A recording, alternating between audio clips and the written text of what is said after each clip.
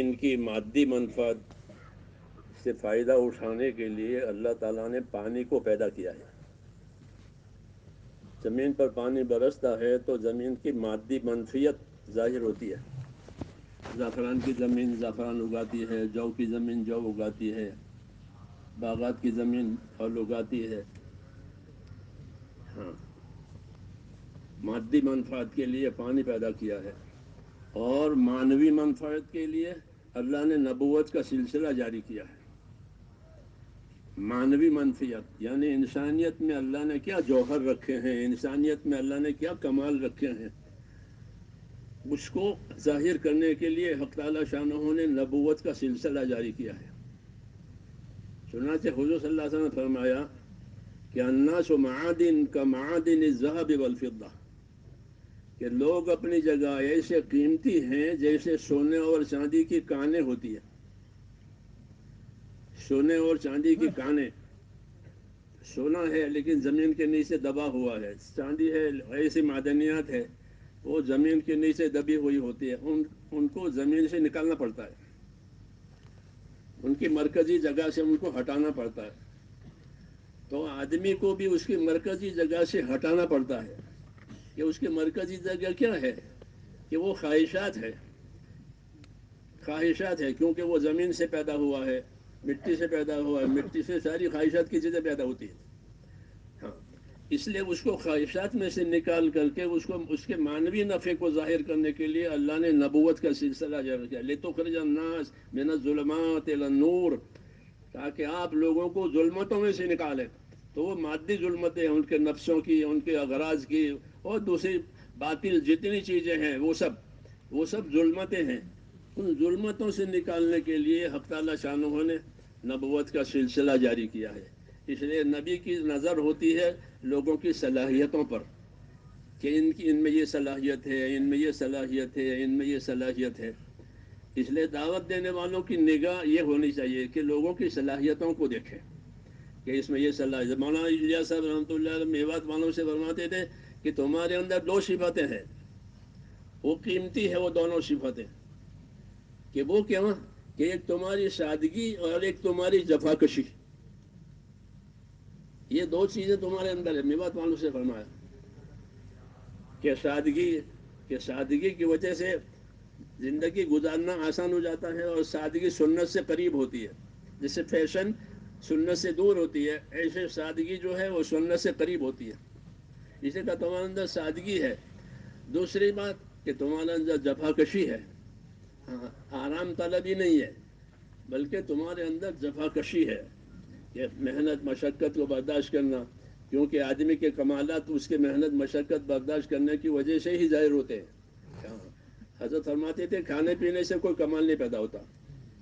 جی ہاں، بلکہ برداشت کرنے سے، ذمہ داریوں کے پورا کرنے سے اپنے اندر کمالات پیدا ہوتے ہیں، وہ کمالات جو اللہ تعالیٰ چاہتے ہیں. اللہ تعالیٰ کے ہاں دو چیزیں مطلوب ہے بندوں کی طرف سے، ایک ان کا ایمان مطلوب ہے، ایک ان کا اخلاص مطلوب ہے. یہ مطلوب ہے، ایمان مطلوب ہے. ایمان کے لیے انبیاء کرام آئے ہیں. پھر ایمان کے راستے پر چلنے کے لیے، ایمان کے راستے پر چلنے کے لیے اخلاص یعنی اللہ کو راضی کرنا ہے، آخرت کو بنانی ہے، کیونکہ اللہ تعالیٰ آخرت پسند کرتے ہیں. تريدون عرض الدنیا واللہ یرید الآخرہ اے واللہ یحب الآخرہ، کہ اللہ تعالیٰ آخرت سے محبت رکھتے ہیں، آخرت بندوں کو دیتے ہیں، نیک بندوں کو آخرت دیتے ہیں. آخرت بڑی چیز ہے اور وہی اصل چیز ہوتی ہے انبیاء کرام علیہ السلام کی دعوت میں، کہ اس دعوت کے ذریعے سے، اس کام کے ذریعے سے کیا چاہا جائے گا کہ آخرت بنائیں گے بندوں کی. جب ان کی آخرت بنے گی تو ان کی دنیا بھی بنے گی، کیونکہ دنیا سایہ ہے، آخرت اصل ہے. اصل آ گئی تو سایہ کہیں جاتا نہیں ہے. اس لیے اصل دعوت جو ہے اپنی آخرت بنانے کی ہے. اس لیے اپنی آخرت بنانے کے لیے اپنے اندر صفات پیدا کرنی پڑتی ہے. جی ہاں، آخرت صفات پر ملتی ہے. ہاں، ایمان کی صفات، تقوی کی صفات، اخلاص کی صفات، اس صفت پر حق تعالی شانہ عطا فرماتے ہیں. اور پھر یہ خالی اپنے لیے نہیں ہے بلکہ دوسروں کے لیے بھی ہے. ہاں، انبیاء کرام کا یہی طریقہ ہوتا ہے کہ وہ سب کو لے کر چلتے ہیں. ابراہیم علیہ السلام کی دعائیں آپ دیکھو سورہ ابراہیم میں دعا نازل، اللہ نے ان کی دعائیں نازل کی ہیں. جی ہاں، ابراہیم علیہ السلام کی ربی جلنی مقیم الصلاۃ ومن ذریتی، ربنا وتقبل دعا ربنا اغفر لی ولوالدی وللمؤمنین یوم یقوم الحساب، آخر تک یہی طریقہ ہے. سب کو لے کے چلو، سب کے ساتھ چلو.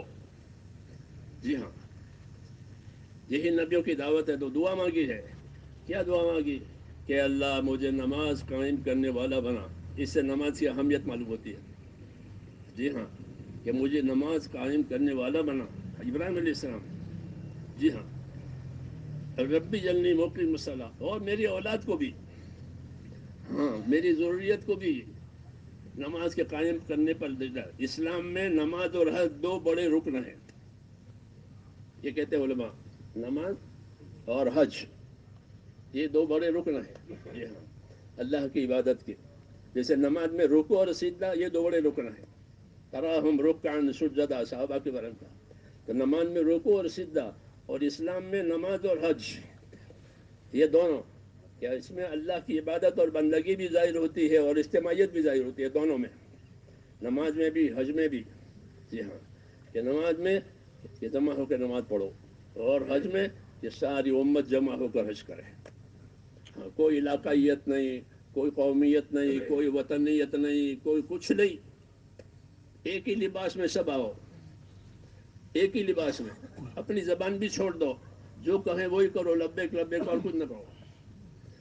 تو اپنی زبانیں اپنی سب چیزیں ترک کروا کر کے اللہ کی عبدیت طرف، یہ حج کا کمال ہے. یہ تو علماء نے فرمایا کہ جو یہ دو اسلام کے بڑے رکن ہیں، ایک حج اور ایک نماز.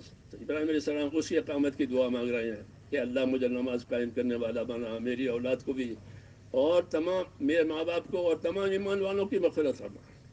ابراہیم علیہ السلام کی، حضور صلی اللہ علیہ وسلم کی یہ خوبی ہے کہ وہ سب کو لے کر چلتے ہیں. ابراہیم علیہ السلام کے بارے میں اللہ نے ان کی بڑی تعریفیں کی ہیں. ابراہیم علیہ السلام اللہ سے کہتے تھے، یا اللہ جو میری مانے مجھے نبو وہ تو ہے میرا، اور جو میرے نہ مانے تو آپ غفور الرحیم ہے. کیا مسئلہ ہے؟ ہاں، کہ جو میرے نہ مانے تو آپ غفور الرحیم ہے، یعنی کسی کی پٹائی کٹائی نہیں. جی ہاں، یہ کہ میرے نہ مانے تو آپ غفور الرحیم ہے، میری مانے تو ہے وہ میرے ساتھ. ایسے حضور صلی اللہ علیہ وسلم بھی کہ سب ہمارے ہیں اور ہم سب کے لیے ہیں. جی ہاں، آپ صلی اللہ علیہ وسلم کو رحمت بتایا گیا، آپ رحمت ہے. اور رحمت کی شان کس سے ظاہر ہوئی؟ کہ آپ کی نرمی سے، آپ کی نرمی سے آپ کی صفت رحمت ظاہر ہوتی تھی. اور یہ خاص بات تھی اجتماعیت کو جوڑنے کے لیے. مشورے کی جو آیتیں ہیں اس کی تمہید یہاں سے شروع ہوئی ہے. فبما رحمت من اللہ لنت لهم ولو كنت فظا غليظ القلب لانفضوا من حولك فاعف عنهم واستغفر لهم وشاورهم في الامر. کہ مشورے کی بات، کہ مشورے کی تمہید یہاں سے شروع ہوئی ہے کہ کچھ اللہ کی رحمت کا اثر ہے اے نبی کہ آپ نرم پڑ گئے. آگے مشورے پر بات آ رہی ہے تو مشورے کی لائن بنا رہے ہیں کہ مشورے کی صحیح ترتیب اور مشورے کی صحیح منفیت، جبکہ طبیعتوں میں نرمی آوے. کیوں کہ نرمی سب چیزوں کو جوڑتی ہے، اور نرمی کی وجہ سے سب چیز جڑ جاتی ہے. تو کہا کہ آپ نرم پڑ گئے اللہ کی رحمت کی وجہ سے. اگر آپ نرم نہ ہوتے بلکہ سخت مزاج ہوتے، تند خو ہوتے، تو یہ مجمع آپ سے چھٹ جاتا، پھر آپ کا کام نہیں ہوتا. بلکہ یہ مجمع آپ سے چھٹ جاتا. تو آپ کی نرمی کی وجہ سے، نرم دلی کی وجہ سے لوگ آپ کے ساتھ جڑتے رہتے تھے. بلکہ جو ایک مرتبہ جڑتا تھا اس کے دل میں آپ کی محبت ہو جاتی تھی. یہ کیوں کہ آپ صلی اللہ علیہ وسلم کی نرمی اور رحمت والی شان تھی. تو یہ ہمارے لیے یہ دعوت ہے کہ اس کام کے لیے جو پانی ملے گا وہ نرم مزاجی سے ملے گا. ہاں، اور ترقی ہوگی وہ ایثار سے اور قربانی سے ہوگی. یہ اس کی بنیادیں ہیں، یہ اس کی بنیادیں ہیں کہ اس کام میں جو اجتماعیت قائم ہوگی وہ نرمی سے ہوگی. سختی، کہ سختی وہ مطلوب ہے جسے دین کو طاقت ملے، وہ سختی مطلوب ہے. حدیث شریف میں ہے، بند کر دوں گا بہت وقت ہے. فرمایا خیار امتی احداؤہا، خیار امتی احداؤہا میری امت کے بہترین لوگ وہ ہیں جن کے اندر حدت ہے. ایک حدت ہوتی ہے، ایک شدت ہوتی ہے. شدت پتھر میں ہوتی ہے اور حدت لوہے میں ہوتی ہے. حدت لوہے میں ہوتی ہے. وَأَنزَلْنَا الْحَدِيدَ فِيهِ بَأْسٌ شَدِيدٌ وَمَنَافِعُ لِلنَّاسِ. میں نے لوہا پیدا کیا، اللہ تعالیٰ فرماتے ہیں اس میں بڑی طاقت ہے اور لوگوں کے لیے بڑا نفع ہے لوہے میں. تو کیوں کہ لوہے میں حدت ہے. حدت کی وجہ مڑ جاتا ہے، پگھل جاتا ہے، جیسا کا ہو ایسا ہو جاتا ہے. پتھر ایسا نہیں ہوتا. پتھر ایسا نہیں ہوتا، وہ اپنی چیز چھوڑتا نہیں ہے. ہاں، ایک ضد کی طرح سے ہے. اس کے مقابلے میں حدت ہے کہ اگر کہ صحیح چیز کے لیے اپنے آپ کو ہر طرح پگھلنے کے لیے تیار ہے. ہر طرح پگھل جانے کے لیے تیار ہے. چھوٹی چیز بناؤ، بڑی چیز بناؤ، وہ پگھلنے کو تیار ہے کہ اس میں حدت ہے کہ وہ نرم بھی پڑ جاتا ہے اور سخت بھی ہو جاتا ہے. نرمی کے وقت میں نرمی، سختی کے وقت میں سختی. یہ حضرت عمر رضی اللہ عنہ کے بارے میں یہی بات تھی کہ ان کے اندر شدت نہیں تھی بلکہ حدت تھی. اور یہ کب ظاہر ہوتی تھی؟ جب ان سے کوئی بات ہو جاتی تھی اور لوگ کہتے تھے آپ نے ایسے کیا، قرآن شریف میں تو ایسا ہے. جب قرآن شریف کا نام آئے، آیت آئے، تو وہ ڈھیر ہو جاتے تھے مارے ہیبت کے کہ عمر آپ یوں کہتے ہیں. اللہ تعالیٰ تو یوں فرماتے ہیں کہ وَكَانَ وَقَّافًا عِنْدَ ذِكْرِ كِتَابِ اللَّهِ. ان کے پاس رہنے والے کہتے تھے کہ حضرت عمر اللہ کی کتاب کے ذکر وقت میں بالکل ڈھیر ہو جاتے تھے کہ اللہ یہ کہہ رہا ہے. عورت بھی کوئی بات کہتی تھی تو مان لیتے تھے عورت سچ کہہ رہی ہے. یہ حدت ہے. ایک طرف شدت بھی ہے اور ایک طرف بات ماننے کے لیے، بات قبول کرنے کے لیے کہ ہیبت ہے اللہ تعالیٰ کی، ڈر ہے. اور یہی مطلوب ہے، یہی مطلب ہے. اسی سے اعتدال پیدا ہوتا ہے، اسی سے تمام چیزوں کا توازن پیدا ہوتا ہے. اس لیے یہ کام جو ہے اپنے اندر یہ محاسن پیدا کرنے کے لیے ہے کہ دعوت کے محاسن، دعوت میں محاسن ہے. اس نے کہا وَمَنْ أَحْسَنُ قَوْلًا مِّمَّنْ دَعَا إِلَى اللَّهِ. اس سے بہتر کس کی بات ہو سکتی ہے جو اللہ کی طرف دعوت دے. تو وہ کیا حسن ہے دعوت میں؟ کہ دعوت میں تو بہت حسن ہے. سب سے بڑا حسن اس کے اخلاص کا ہے کہ جو داعی ہوگا وہ مخلص ہوگا. کہ میں کچھ نہیں چاہتا، میں تو اللہ کو چاہتا ہوں، تمہاری بھلائی چاہتا ہوں. نبی یہی کہتے تھے میں اللہ کو چاہتا ہوں، تم سے کچھ لینا نہیں ہے، اور تمہاری بھلائی چاہتا ہوں. وَإِنِّي لَكُمْ نَاصِحٌ أَمِينٌ. میں تمہارا خیر خواہ ہوں، تمہاری خیر خواہی بات کرتا ہوں اور اللہ کی رضا چاہتا ہوں، مجھے اور کچھ نہیں لینا ہے. تو یہ پہلی چیز ہے کہ جو داعی ہوگا کہ وہ اپنی نیت کے اندر خالص. دوسرا، اس کی زندگی مہتدی کی زندگی ہوگی، ہدایت والی زندگی ہوگی. یہ دو صفتیں ہیں جو سورہ یاسین میں ذکر کیا. جب وہ انبیاء آئے تو وہ حبیب جو وہاں تھے انہوں نے ان میں دو صفتیں بتائی کہ دیکھو یہ آئے ہیں دعوت دینے کے لیے، دین سکھانے کے لیے. ان کی دو صفتیں دیکھو. ایک صفت ان کی یہ ہے کہ لا یسألکم اجرا. یہ تم سے کچھ نہیں مانگیں گے، نہ کھانا، نہ دانا، نہ کچھ نہیں. یہ تم سے کچھ نہیں مانگیں گے. دوسرا کہ وہ محتدین ہے، ان کی زندگی ہدایت والی ہے کہ ان کے قول، ان کے فعل، ان کے عقیدے سب صحیح ہیں. محتدی ہے، یہ اپنی ذات سے صحیح راستے پر ہے. اور یہی دو صفتیں ہیں داعیوں کی جس کو ذکر کیا ہے کہ یہ کچھ مانگتے نہیں ہیں اور ان کی زندگی صحیح رخ پر ہے. تو ان کی بات ماننے میں کیا حرج ہے؟ ہاں، یہی بات ہے. تو یہ چیزیں اسے اللہ تعالیٰ نے نازل فرمائی ہے کہ ہمارے اندر یہ چیز پیدا ہو جاوے کہ ہم کچھ نہیں چاہتے لوگوں سے. نبی لوگوں کے مال سے مالدار نہیں بنتے تھے. مال بہت آتا تھا، مال بہت آتا تھا، وہ اس کے مصارف پر خرچ ہو جاتا تھا. اپنے گھر میں فقر رکھا تھا، اپنے گھر میں فقر رکھا تھا. فقر اختیاری تھا کہ وہ امت کے مال سے مالدار نہیں بننا ہے، بلکہ انما انا قاسم واللہ یعطی. میں تو تقسیم کرنے والا ہوں، اللہ دینے والا ہے، تو اللہ دے گا، ہم تقسیم کر دیں گے. ہاں، اس لیے سنت ہے کہ امت کا مال امت کھائے. امت مال لاوے گی، امت مال دے گی محبت کی وجہ سے. تو طریقہ کیا ہے کہ امت کا مال امت کھاوے. یہ نبیوں کا طریقہ ہے کہ امت کا مال امت کھاوے. امت کے مال سے رئیس نہیں بننا ہے، امت کے مال سے مالدار نہیں بننا ہے.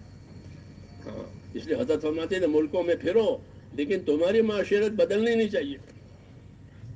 ورنہ یوسف فرماتے تھے کہ ملکوں میں جاؤ لیکن تمہاری معاشرت نہیں بدلنی چاہیے. جس معاشرت پر یہاں زندگی گزار رہے تھے اسی معاشرت پر ہو.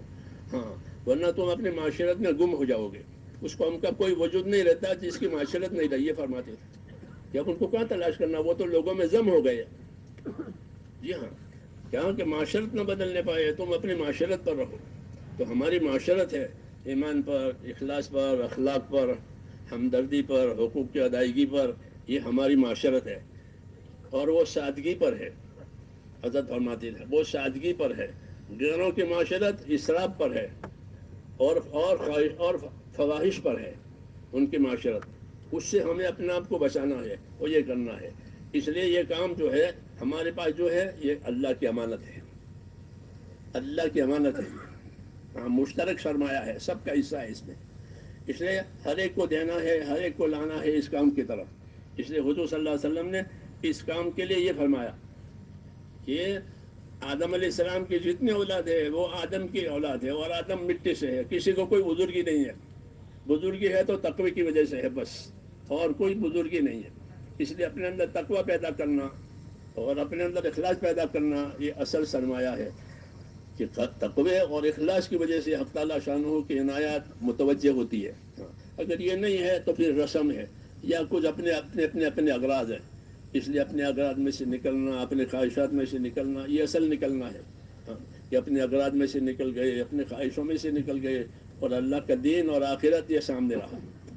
ہاں، اس کی محنت ہے، اس کی مشق ہے، اس پر اپنے آپ کو لانا ہے، اور اس پر امت کو بھی لانا ہے کہ ساری امت اس پر آ جاوے. یہ ہماری نیت ہو، اور اس نیت سے محنت کریں گے تو جو نیت ہوگی وہ ملے گا. اللہ تعالیٰ نصیب فرمائے.